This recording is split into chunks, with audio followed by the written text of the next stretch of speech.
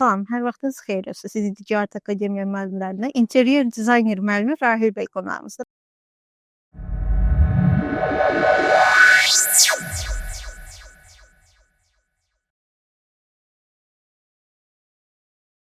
Rahil bəy, xoş gəlmisiniz. Salam, hər vaxtınız xeyir, xoş gördük. Rahil bəy, qısaca özünüz haqqında məlumat verə bilərsiniz? Mən Rahim Mənəfzadə, üzrə məktəbdədir ki, interyer dizayn sahəsində mentorluq fəaliyyəti göstərirəm. Bu sahə ilə tanışdığım isə 5, hətta 6 ilə yaxındır ki, deyə bilərik. Uşaq yaşlarımdan göstərdiyim sahə ilə maraq sayəsində özümü inkişaf etdirmiş və bugünkü günlərə gəlib çıxmışam. Rahil bəy, tələbələrinizlə, tələbə misal üçün bir mövzunu anlamadı, onu təkrarda izah edirsiniz. Başa düşməyənə qədər. Təbii ki, tələbələrimizə mən özüm tələbələr həmişə demişəm ki, sual verməkdən çəkinməyin və sual verməkdən qorxmayın. Hər zaman qazanan tələbə hansıdır bilirsiniz? Sual verən tələbə. Çünki sual verən tələbə hər zaman yeni bir şey öyrənir, yeni bir şey öyrənir. Hər dəfə yeni bir formada izah öyrənir, yeni bir forma öyrənir, yeni bir baxış bucağı öyrənir. Amma ilk olaraq sual verməzdən öncə mən demişəm ki, tələbələrə ilk olaraq problemi özünüz həll etməyə çalışın, özünüz araşdırma edin. Problemi araşdırma edib öyrəndikdən sonra, əgər bu barədə çətinlik çəkirsinizsə, əgər tapdıqdan sonra belə problemi, həll yolu tapdıqdan sonra belə gəlib yaxınlaşın, sualı soruşun, biz bu sualın sizə cavablandıraq. Rahil bəy, bugün bu sahə üzrə verilən ən çox suallardan sizə veriləcək. Hazırsınızsa başlayaq. Başlayaq problem. Məkana başlamazdan əvvəl araşdırma və konsept mərhələsi ümumi layihə neçə faizi təşkil etməlidir? Ümumiyyətlə mənim yanaşlarıma və mənim fikrimə görə belə deyə bilərəm ki, bu prosesin 35, hətta 45% qədər gəlib çıxa bilər. Çünki belə deyim, interyer dizayn sahəsi elə bir sahədir ki, ərazini görməlisən, müştəri ilə danışmalısan, bu ərazinin funksionallıqlarını, ərazinin optimal quruluşunu və bütün detallarını kimi görməlisən. Şəkillə də görə bilərlər, bəziləri bəlkə şəkil göndərdim, amma canlı görünmək, orada yaranan insanın beynindəki o ideyalar, müştərilə birbaşa canlı ünsiyyət, onun yeri məndə ayrıdır. Dizayner müştərinin zövqü ilə məkanın funksional ehtiyacı arasında balansı necə qorunmalıdır?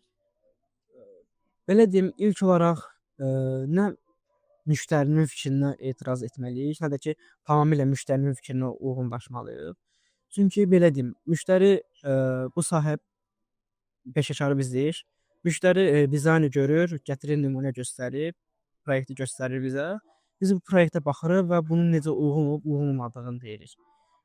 Bəzən elə proyektlər göstərirlər ki, bizə bu proyektlər çox vaxtı uyğunlaşmır.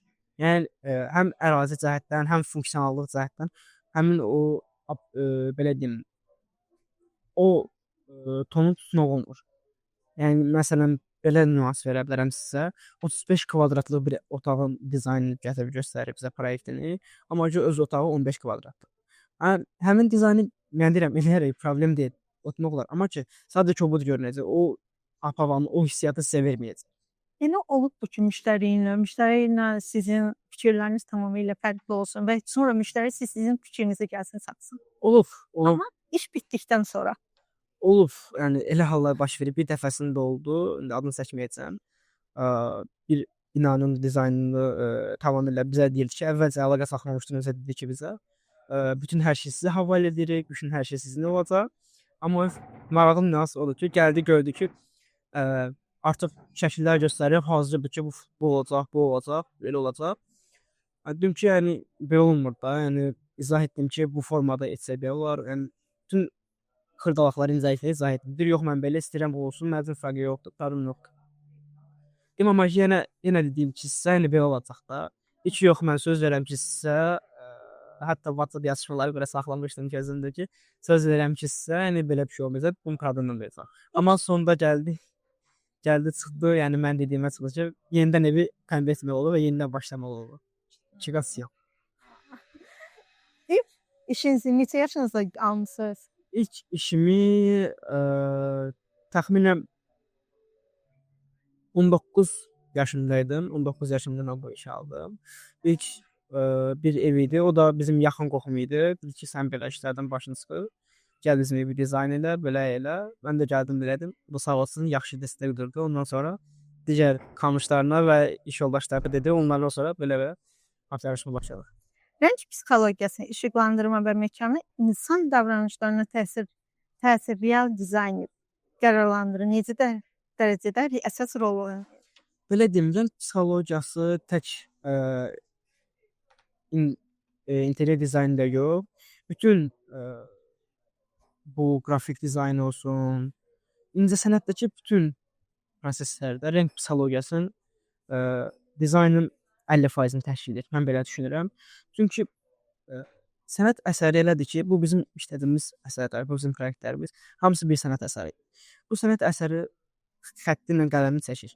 Amma bu rəngsaz düzgün rəngləməsə, düzgün rənglərdən istifadə etməsə, bu fikri tam olaraq istifadəçiyə çatdıra bilmir və müştəriyə çatdıra bilmir. İnterior dizaynın əsas daha çox məncə qrafik dizaynla, daha çox belə deyim, məqsədi daha böyükdür ki, qrafik dizayn bir postu dizayn edir, məsələn, Instagram üçün. Bu post 5 milyon insanın qarşısına çıxar, məsələn.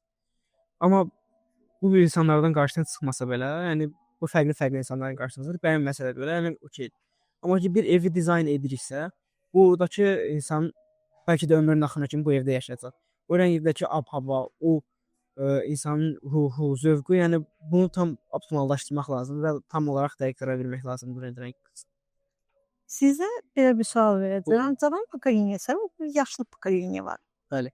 Onların sifarişlərində rəng tonu və dizayn fərqi nədədir? Əsasən cavan şəxslər, belə deyim, o 30 yaşa qədər şəxslər dizayn etdikdə, istədikdə rəng olaraq daha çox canlı və enerjik rənglərdən üstünlük tuturlar. Bu da ki, dövrün həm belə deyim, Z kuşağı deyirlər. Həmin bu uşağın olan enerjik olmasından, həm də bu insanların daha fərqli düşüncəsindən irəli gəlir. Bu digər 30-35 yaşdan digər daha çox yaşlı insanlar isə daha çox açıq və sadə tonlara üstünlük verirlər ki, sadəlik bizim üçün daha önəmlidir və daha xoşdur. Tənqidə qəbul etmək interior dizayner üçün nə qədər vacibdir? Tənqid tək interior dizayn olmasın, qrafik dizayn olmasın, bütün sahələrdə, hətta deyə bilərəm ki, öz şəxsi həyatımızda belə tənqidi qəbul etməliyik. Çünki bir insan tənqidi qəbul etməsə, özünü inkişaf etdirib, professionallaşdıra bilməz. Hətta biz tələbələrimiz arasında belə bir yarışma keçirdik, araşdırma keçirdik ki, hər həftə sonu bir dizaynı, bir proyekti çıxarırdıq ortaya və bu proyektə başlayırdıq tənqid etməyə. Yəni hərə öz fikrini deyirdi, hərə öz düşüncələrini deyirdi ki, yəni burada bunu etsək, bu obyekti bura qoysaq daha yaxşı olardı. Yəni mən həmişə tələbələrimə demişəm ki, əgər özünüzü professionallaşdırmaq və inkişaf etdirmək istəyirsinizsə tənqid edin. Özünüz tənqid edin. İlk olaraq müştəridən sifariş almırsınız belə. Özünüzü öz proyektinizi qurduğunuz barədə dərs vaxtı belə qurursunuzsa, onu elə deyək ki, yəni müştəri ilə savazlı işləyirsiniz.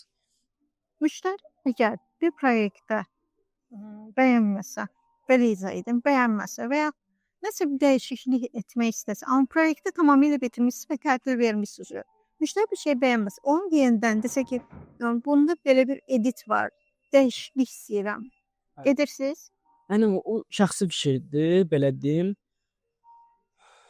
Mən edirəm. Yəni ev dizaynı, yəni interior dizaynı elə bir sahədir ki, insan öz şəxsi həyatını olsun, ömrünün sonuna qədər belə ola bilər ki, bu yerdə yaşasın. Yəni belə deyim. Adi bir post və ya şəkil deyil ki, bunu bir müddət gedəsən bayaq dediyim kimi. Yəni insan özünü rahat və burada daha dolğun hiss etməyəcəksə, yəni bu evdə niyə yaşasın və daha rahat hiss etmək üçün, yəni əlimizdən gəldiyi qədər edək. Təbii ki, bayaq qeyd etdiyim kimi öz funksionallığını itirməyəcəksə və öz bu əraziyə və bu dizayna real şəkildə heç bir mənfi xüsusiyyət və təsir etməyəcəksə, təbii ki, edirik. 3D proqramı bilən hər kəs interior dizayner olur. Xeyr, belə deyim. Proqramlar müxtəlifdir hər sahənin. Qrafik dizaynda Photoshop, Illustrator, InDesign, interior dizaynda da bu 3D proqramlarını bilmək, yəni təkcə demək deyil ki, interior dizaynersən. Yəni bu proqramlar, alətlər hər bir insan əgər bilirsə, okey, əla. Yəni bunun üçün çox gözəldir. Mən hər zaman tələbələrimə də məsləhət verirəm ki, çalışdığınız qədər əlavə proqramları öyrənin, əlavə özünüz haqqında araşdırma edib özünüzü inkişaf etdirin. Amma təkcə bir üstə proqramı və ya Canva bilən bir insan özünə dizayn etməz. Bir çox insanlar amma dizaynerliyi oxuyub bitirmədən, misal Canva, Photoshop kimi öyrənirlər. Bu sosial mediadan da öyrənirlər. Yəni hər yerdə öyrənmə yolu. Canva-dan istifadə edərək proyektlər dizayn edirlər, loqolar dizayn edirlər və ya post dizayneri. Bu nə qədər düzgündür. Belə deyim, mən buna qarışmıram. Hər bir insanın öz şəxsi fikridir və öz düşüncəsidir. Yəni hər kəs istənilən proqramdan istifadə edə bilər. Amma belə deyim, əgər professionallaşmaq istəyirsə, daha professional proqramlardan, siz dediyiniz kimi Photoshop olsun, Illustrator olsun, bu kimi proqramlardan istifadə etməlidir. Canva-dan istifadə etmək olar. Sadəcə qısa müddətli və kiçik tətbiqlərdən, kiçik işlər görürsə, yəni adicə bir yazı və şəkil əlavə edib bunun üzərinə adicə bir happy birthday yazacaqsa, bunu edən Photoshop-da eləsin. Canva-da daha rahat eləyə bilər. Canva belə deyim də, dizayna daha kiçik başlanğıc deməkdir. Məncə ilk balaca uşaq yeni addımlamaq üçün divardan tutulduğu yeri, bu da Canva-da dizayn sahəsində giriş üçün addımlamaqdır. Sizcə Canva proqramı dizaynerlər üçündür yoxsa yalnız SMM üçündür? Yəni Canva proqramı hər kəs üçündür. Yəni belə deyim, SMM-lər də istifadə edə bilər, dizayner də istifadə edə bilər. Yəni istənilən hər kəs istifadə edə bilər. Adicə kiçik montajlı proqramlar üçün və kiçik yük daşımayacaq və daha ağır olmayan, daha arayüzü sadə olan proqramlardır ki, bunlardan hər kəs istifadə edə bilər. Növbəti sualımız. Buyurun. Büdcə məhdudu olduqda estetika, keyfiyyətdə funksionallaşmış araşdırma prioriti necə müəyyənləşdirirsiniz? Belə deyim, büdcənin ilk olaraq proyekti qururuq. Proyektdə şəxsin proyekti qurduq. Qurduqdan sonra müştəriyə deyirik ki, sizin nə qədər büdcəniz var. Büdcənizi əsasən bazardakı olan əşyalardan, materiallardan örnək göstəririk ki, yəni bu istifadə edə bilərsiniz. Belə deyim, yüksək keyfiyyətli material o demək deyil ki, sadəcə yüksək keyfiyyətli ola bilər. Orta miqdarda büdcəyə görə yüksək səviyyəli normal şəkildə dizayn etmək mümkündür. Yəni elə ola bilər ki, dizayner gəlsin, dizayn etsin, yüksək bahalı materiallardan istifadə etsin. Amma ki, orta səviyyəli bir dizaynerin etdiyi o dizaynı görməsin. Yəni eyni səviyyədə olmasın. O daha üstün ola bilər. Yəni burada əsas interior dizaynerin üstünə iş düşür ki, bununla gəlib öz bacarıqlarını göstərməlidir. Yaxşı interior insanı yormur deyirlər. İstifadəsi məkanda rahatdırsa, amma dizayn diqqət çəkmirsə, bu uğurludur mu, uğursuzdur mu? Bir dizayner tərəfdən. Əgər bir müştərinin diqqətini çəkmirsə, dizayner üçün bu uğurlu bir işdir və uğursuzdur. Əgər müştəri yormursa, rahatdırsa, bu uğurlu dizayn sayılır. Əsas olaraq dizayn heç bir zaman yormamalıdır. Bu bütün dizayn sahələrində keçərlidir. Dizaynın ola bilər ki, çox da professional şəkildə hazırlanmasın, çox sadə olsun, amma yormasın. Dizayn nə qədər rahat olsa, nə qədər anlaşılır olsa, nə qədər nəfəs alsa, yəni bu o qədər gözəldir. Yəni hər iki doldurub bütün özəllikləri az orada o qədər şeylər xırda-xırışdılar əlavə elə. Ola bilər təbii ki, dahi bir əsər yarada bilərsən. Amma ki, bu rahatlıq və sadəlik təsvir etmir. Burada dizaynı elə formada qurmaq lazımdır ki, burada həm nəfəs alsın, həm insanlar yorulmasın, həm də ki, rahat formada istifadəçilər istifadə edə bilsin. Sizə bir də maraqlı sual verirəm. Sizsə hansı rənglərdən istifadə etsinlər? Ki, göz yormasın, göz yorucu olmasın, rəng tonu, hansıları olsa yaxşıdır? Belə deyim, Baxır o dizayndakı hansı rənglərdən istifadə etməyə. Rəng paletləri mövcuddur. Bu paletlərin hamısının öz rəng çaldaları mövcuddur. Yəni gəlib də yaşıl rənglə sarı rəngi birlikdə istifadə edir və ortaya da qara rəng qoyur. Təbii ki, burada rənglər bir-birinin seçili rəng alınacaq. Rəng paletinə elə istifadə etmək lazımdır. Rəng paletinə elə hakim olmaq lazımdır ki, bu barədə yəni həm dizayner göz yormasın, həm də ki çirkinlik yaranmasın. Yəni istər-istəməz iki rəngi yan-yana qoysa belə, yəni adi karandaşla çəkin, o çirkin şəkildə görünəcək. Hı, anladım. Buradan yeni başlamaq istəyən, interyer dizaynerə başlamaq istəyənlərə nə tövsiyə görmək istəyirəm? İlk olaraq tövsiyə edə bilərəm ki, öz üzərində çalışsınlar və çalışsınlar. Durmadan çalışsınlar, araşdırma etsinlər və inkişaf etdirsinlər özlərini. Yeniliklərə açıq olsunlar və Ticarət Akademiyadan düzəlsin. Bir də sual, sizcə nəzəriyyə yaxşıdır yoxsa əsaslı yoxsa praktika? Bir proqramın praktikası yaxşıdır yoxsa nəzəriyyə, misal üçün qayda qanunlar kimisə falan? Mənim bir müəllimim var idi, çox gözəl münasibət toxundunuz. Mənim bir müəllimim var idi, bir misal çəkirdi həmişə. Deyirdi ki, 2 nəfər düşün, ikisi də boks üzrə hazırlaşır. Biri məşq otağından çıxmır, ancaq boksla zalda, ringdə döyüşür, döyüşmək üçün fəndlər öyrənir. Birisi sadəcə bütün kitabları oxuyur səhərdən axşama kimi. Yəni burada sizcə hansı daha uğurlu əldə edə bilər? Praktika. Praktika. Yəni praktika. Yəni oxuya bilərsən, təbii ki, oxumaq lazımdır. Bu isə sadəcə 30%-ni təşkil edir, 70% praktikadan ibarət. Yəni praktika daha məncə daha üstün təsir edir. Bir sinifdə neçə uşaq olsa, tələbə olsa, onunla dərs keçə bilərsiniz? Yəni mənim fikrimcə 15 tələbəyə qədər dərs keçmək olar. Çünki belə deyim, həm interyer dizaynın ağırlığı, yükü və də ki, insanlarla bir-birinə vaxtı düzgün şəkildə bölmək daha təbii ki, keçmək olar. Niyə keçmək olmasın? Sadəcə vaxt düzgün bölməyəcək, hər tələbəyə vaxt çatmayacaq və sürətli şəkildə olacaq. O da ki, kursun inkişafına və kursun gedişatına mənfi təsir göstərəcək. Biz çalışırıq ki, yəni mən proqramı 6 ay ərzində bitirə bilərəm, 9 ay ərzində bitirə bilərəm.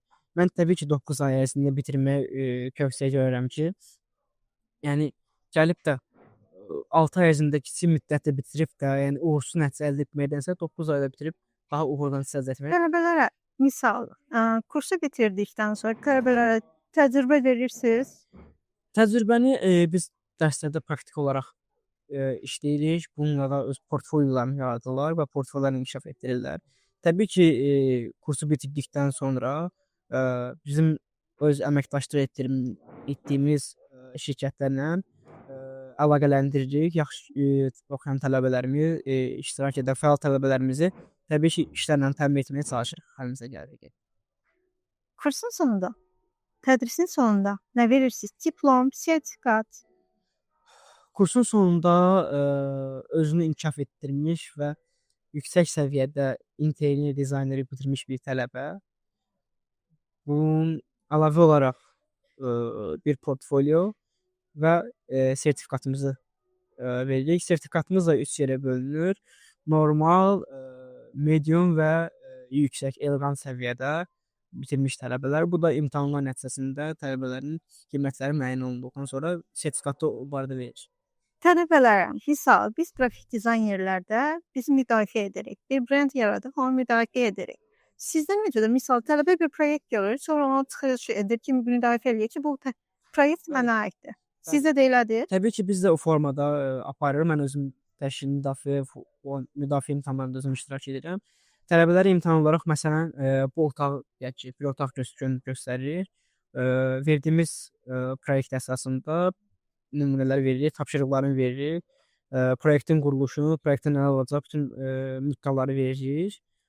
Və tələbəyə bunu proyekti hazırlamağı və özünün öz yaradıcılığını da əlavə etməyə deyirik. Hər dəfə müdafiə gəldikdə isə tələbə bu yaradıcılığını niyə burada istifadə etdi? Yəni bu tonlamanı və ya bu obyekti burada niyə qoyub və ya digər qoymadığını özü ifadə edir ki, mən bunu bu şəkildə qoymuşam, bunu bura görə qoymuşam, yəni bu şəkildə özünü müdafiə edir. Okay. Gəldiyiniz üçün təşəkkür edirəm. Çox sağ olun, sizə xoş idi tanışımız. Təşəkkürlər. Sağ olun. Siz sağ olun.